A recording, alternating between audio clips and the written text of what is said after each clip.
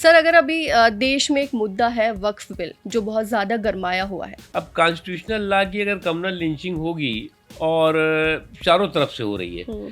एक तरफ पाकिस्तान की तरफ से हो रही है और एक तरफ परिवारिस्तान। सर, अगर अभी देश में एक मुद्दा है वक्फ बिल जो बहुत ज़्यादा गरमाया हुआ है, उसे लेकर तरह तरह के विपक्ष भी प्रतिक्रिया देता है और लोगों में भी एक भ्रम है।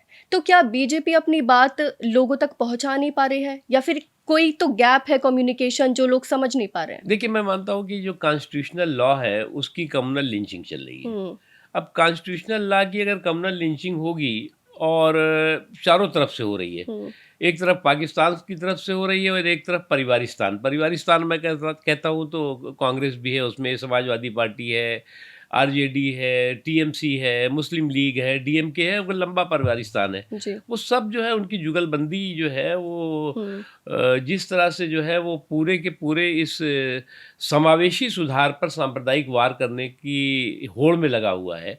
तो मैं इसीलिए कह रहा हूँ ना कि एक ये कॉन्स्टिट्यूशनल जो है वो लॉ है, उसकी जो है वो कम्युनल लिंचिंग की जो है वो एक कॉम्पिटिशन चल रहा है। हम्म।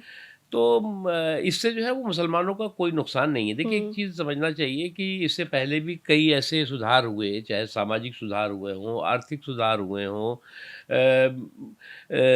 प्रशासनिक सुधार हुए हों, शिक्षा के क्षेत्र में सुधार हुए हों, लगभग लगभग बहुत से सुधार मोदी जी के समय में हुए हैं। देखिए, अब जो अभी ये भ्रम के गटर पे भरोसे का शटर लगाने की ज़रूरत है। हम्म। अन्यथा जो जिस तरह से आज समावेशी जो सुधार है उसपे सांप्रदायिक वार करने वाले लोग हैं, वो जो है वो सांप्रदायिक फसाद में भी सियासी मफाद ढूंढेंगे।